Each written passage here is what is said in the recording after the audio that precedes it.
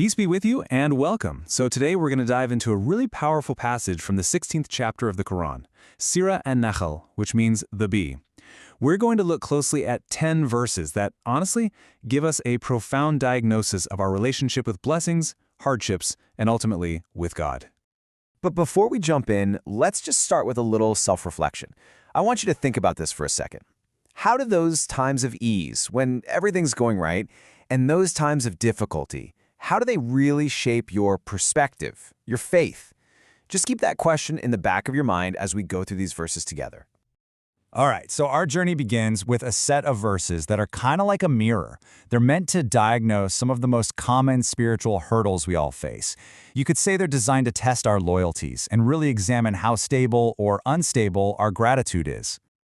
Now, this first verse, it gets right to the point with a very practical challenge. This isn't some abstract theological debate. Nope, it's a direct, real-world test of where we place our ultimate trust when life gets tough.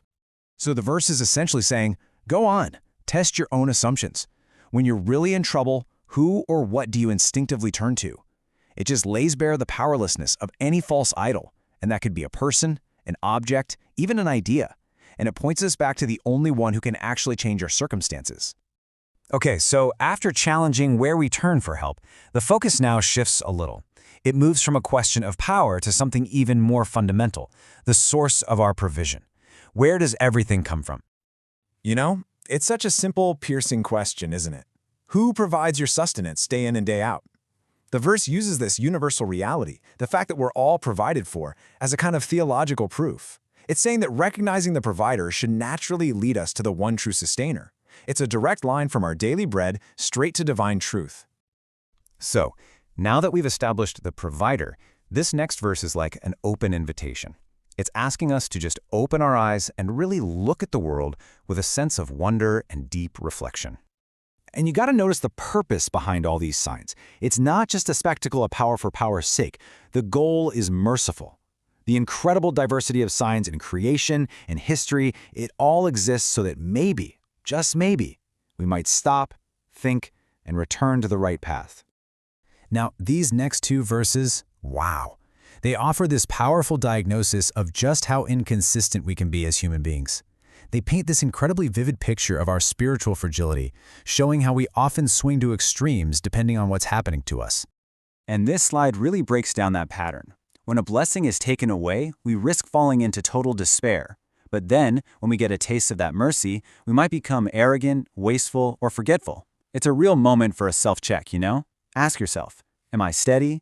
Am I grateful in ease and patient in hardship? Or do I swing back and forth between these two poles? So after diagnosing the human condition, the Quran now gives us the anchor.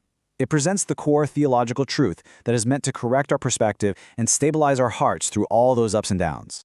This verse, it's just so clear, so sober, and so powerful. It's a statement of the ultimate, unchanging reality that stands in stark contrast to our own fluctuating emotions. This verse is the corrective lens we need. It pulls us back from those reactions of despair or arrogance and reminds us of two massive things. First, God's complete sovereignty over absolutely everything. And second, the absolute certainty of His promise. It grounds us in truth, especially when our feelings are trying to lead us astray. And now we arrive at the final movement of this passage. And it's just beautiful. It's like all that heavy theological truth we just talked about, it just bursts into this incredible symphony of praise. This is where belief becomes a practical act of worship. Just listen to the power in this next verse. It's so compact, but it's an incredibly powerful declaration of God's absolute oneness and perfection. It's really the cornerstone of faith. Think of this praise as a spiritual antidote to any kind of confusion or error about God. It makes it crystal clear that God is completely free from any limitation we might project onto Him. No children, no partners, and certainly no weakness that would ever require a protector. It is the purest declaration of monotheism.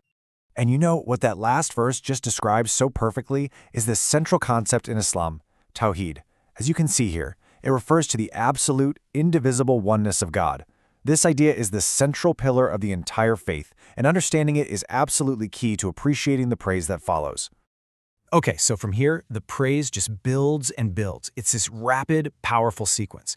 The The first declaration reinforces God's majesty. He is exalted, pure, and transcendent, far, far beyond any limited or false descriptions we could ever come up with. And the crescendo continues with this beautiful salutation. This is an act of honoring the peaceful mission of all the prophets and messengers, connecting us to that long, noble chain of guidance. It's a moment of recognition for their incredible service and sacrifice. And here it is, the final crowning statement of it all. This phrase is a canonical closing you'll see throughout the Quran. It frames all of reality in gratitude. After everything, diagnosing our faults, affirming divine truth, it all comes back to this one point.